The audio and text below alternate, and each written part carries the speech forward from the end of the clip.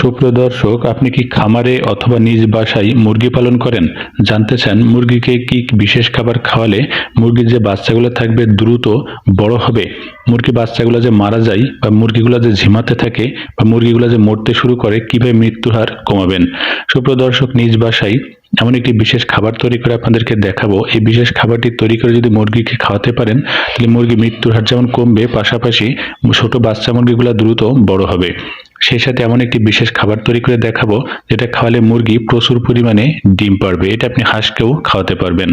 তো তার জন্য প্রথমে একটি পাত্রের ভিতরে কিছু ভাত নিতে হবে। আপনারা চাইলে নষ্ট বাসি ভাত ব্যবহার করতে পারেন, কোনো সমস্যা নেই। তো প্রথমে একটি ভাত নিয়ে একটি পাত্রে রাখলাম, এরপর আরেকটি পাত্র নিয়ে এর থেকে কিছু পরিমাণে ভাত আমরা এই নতুন পাত্রে রাখছি। সুপ্রিয় দর্শক, আপনি অবশ্যই বেশি পরিমাণে ভাত নেওয়ার চেষ্টা করবেন। জাস্ট আমি দেখানোর জন্য অল্প কিছু ভাত নিলাম। তো ভাতটা নেওয়া হয়ে গেল। আপনারা জানেন ভাতের ভিতরে প্রচুর পরিমাণে সুক্রোজ বা স্টার্চ থাকে, যেটা মুরগির শরীরের ভিতরে দ্রুত শক্তি যোগাতে সাহায্য করে। এর ভিতরে কিছু পরিমাণে পানি নিলাম। তো আপনাদেরকে বলে রাখি, ভাত রান্নার পরে ভাতে যে ফ্যান থাকে বা ভাতে যে মাড় থাকে সাদা ধরনের, এই মাড় ব্যবহার করার চেষ্টা করবেন। তো আমার কাছে না থাকার জন্য পানি ব্যবহার করছি। আপনি অবশ্যই ভাতের মাড় বা ভাতের ফ্যান ব্যবহার করবেন।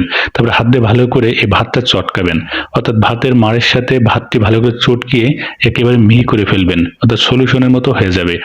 ওকে, তো এরপরে ব্যবহার করতে হবে গম অথবা ভুট্টা। তো আমরা জানি গম ভুট্টা সরাসরি যেহেতু মুরগি খেতে পারে না, সেজন্য গম ভাঙানো বা ভুট্টা ভাঙানো যে গুঁড়া থাকবে বা আটা পাওয়া যাবে সেটা অবশ্যই ব্যবহার করবেন।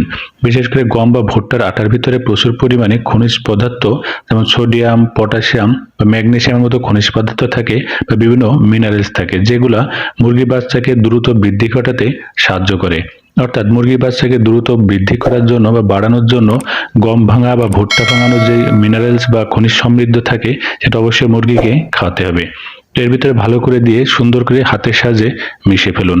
তো মেশানোর পর নিতে হবে কিছু পরিমাণে অন্যান্য জিনিস, যেমন এটা হলো গম ভাঙানোর পরে, চাউল ভাঙানোর পরে যে চাউলের কুড়া থাকে বা গমের ভুসি থাকে, অর্থাৎ ভুট্টা ভাঙানোর পরে যে এরকম কুড়ার মতো পাওয়া যায়, অর্থাৎ গম ভাঙানো বা ভুট্টা বা বিভিন্ন ধানের কুড়া ভাঙানোর পরে যে কুড়া থাকে সেইগুলো কিছু পরিমাণে নেওয়ার চেষ্টা করবেন।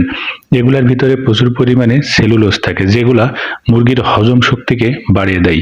অর্থাৎ এই জাতীয় ধানের কুড়া, গমের ভুট্টার যে অপ্রয়োজনীয় অংশগুলো থাকে, এগুলা খাওয়ালে মুরগির পরিমাণে সেলুলোজ যেহেতু বৃদ্ধি পায়, স্বাভাবিকভাবেই হজম শক্তি অনেক গুণে বৃদ্ধি পায়। তো এটা না খাওয়ালে মুরগির বিশেষ করে হজম শক্তিতে খুবই খারাপ প্রভাব পড়ে। তো কিছু পরিমাণ অবশ্যই নেবেন হজম শক্তি বাড়ানোর জন্য।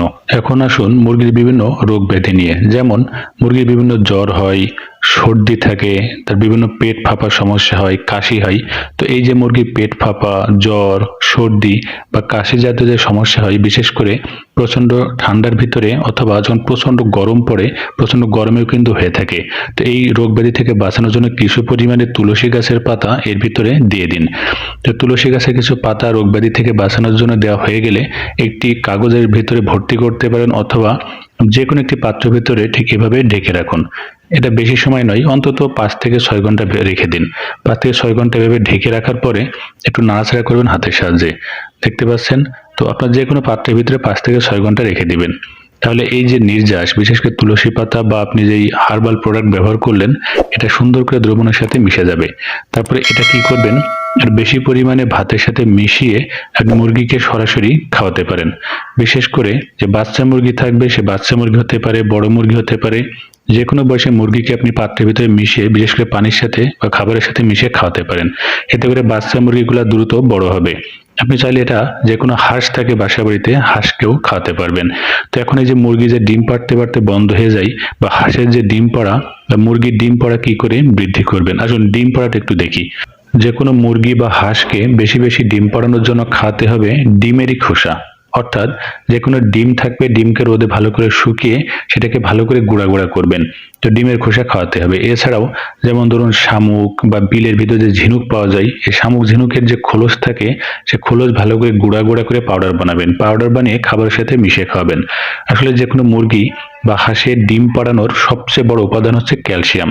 অর্থাৎ ক্যালসিয়ামযুক্ত খাবার যত খাওয়াতে পারবেন মুরগি বা হাঁস, তত বেশি ডিম দিবেন, গ্যারান্টি।